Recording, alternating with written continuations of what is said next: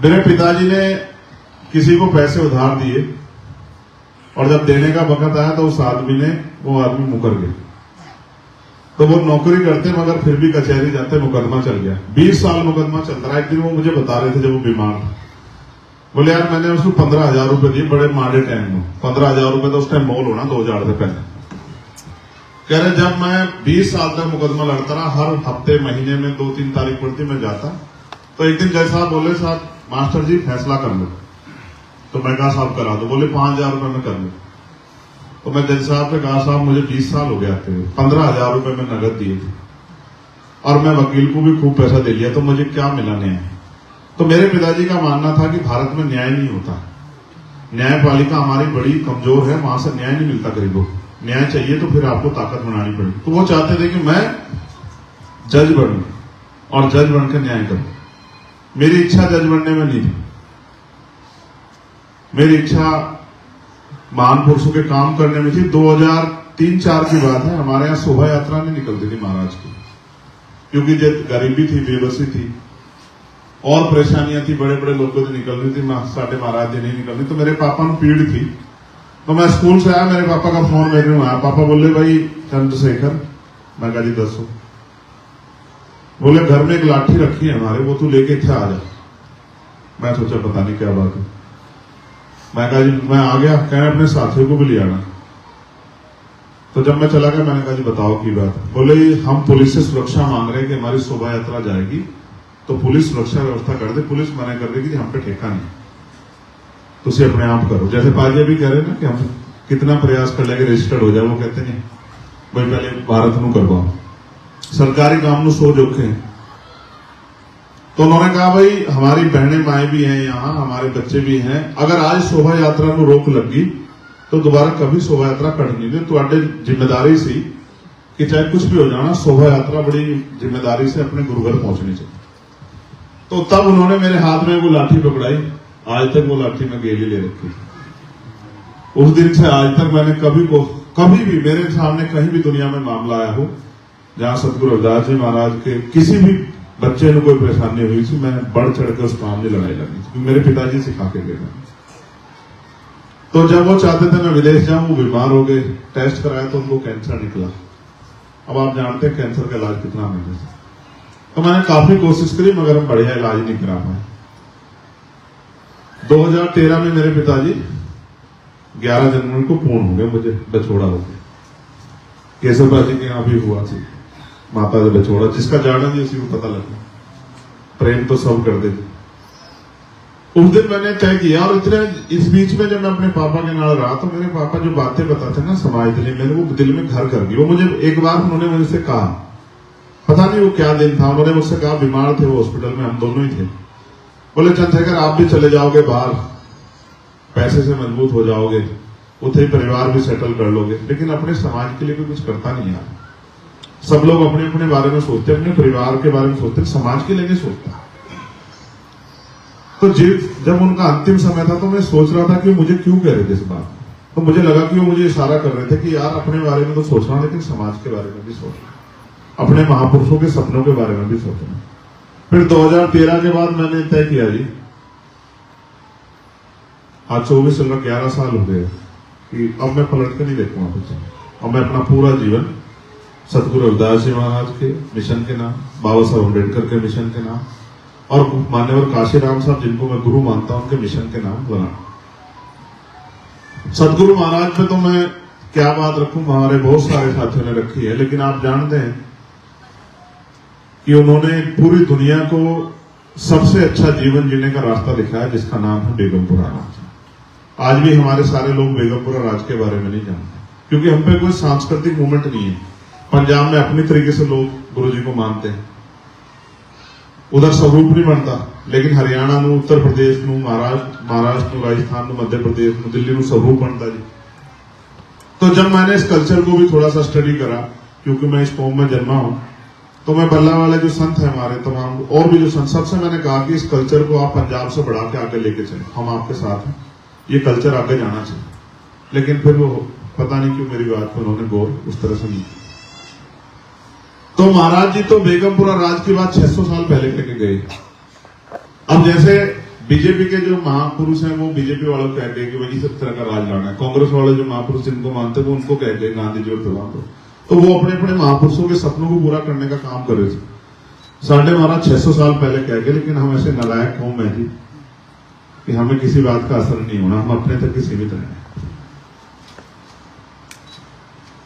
इस 600 साल में हम 6000 लोग ऐसे तैयार नहीं हो पाए 100 साल में कि जो महापुरुषों के सपने को पूरा करने के लिए घर से निकल जाए।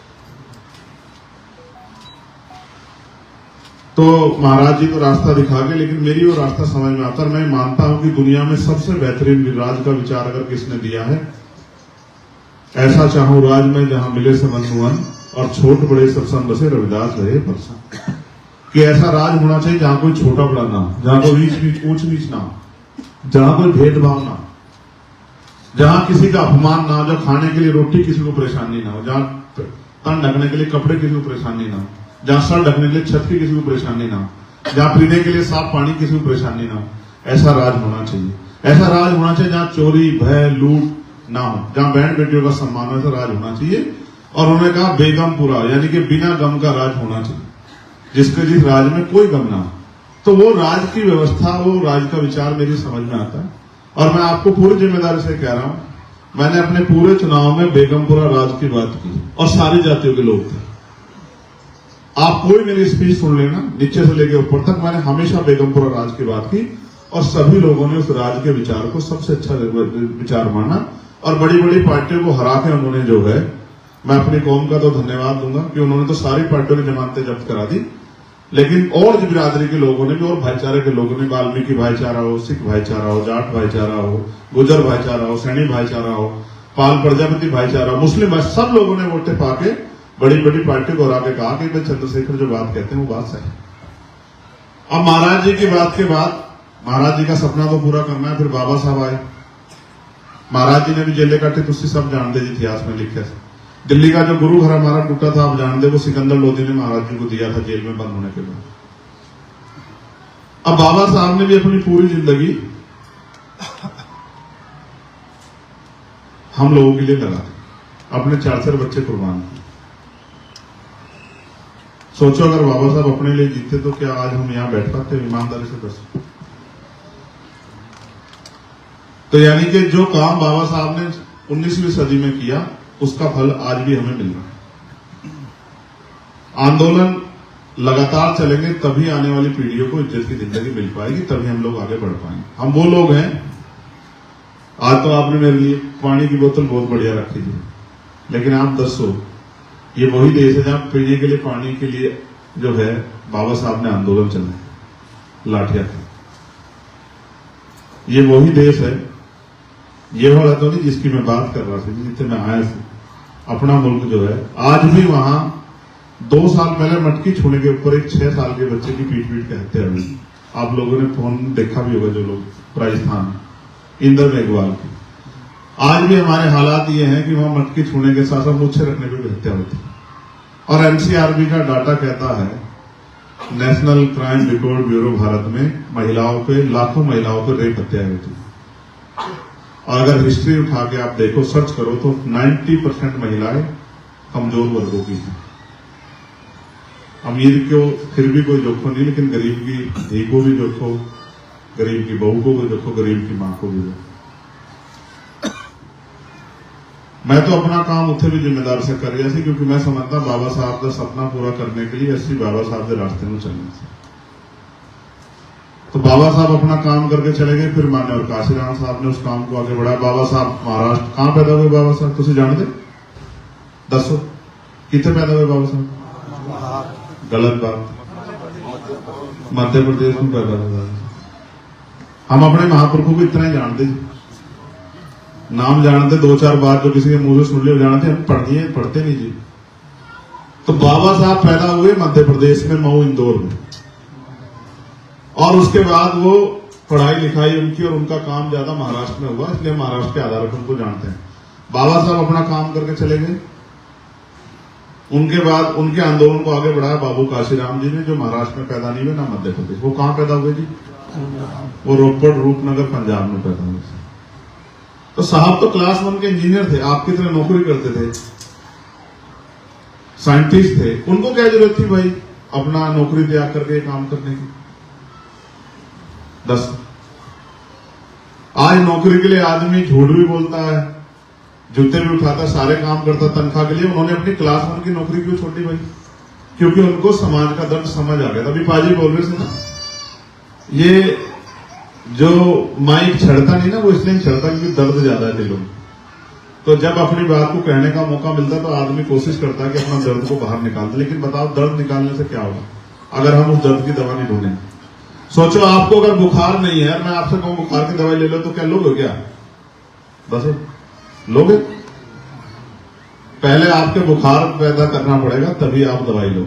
जब तक आपके अंदर दर्द नहीं पैदा होगा समाज का, आपके पिता कहते रहे, कोई कहते रहे, आप कोई काम नहीं करोगे। जब आपके अंदर दर्द पैदा हो जाएगा, आप बिना कहे काम करोगे। साहब काशीराम को दर्द पैदा हुआ बाबा साहब किताब पढ़ के, और बाबा साहब को लगभग समाज भूल चुका था क्योंकि उनकी चर्चा कोई नहीं कर रहा था। तो फिर ये काम साहब काशीराम जी ने आगे बढ़ाया।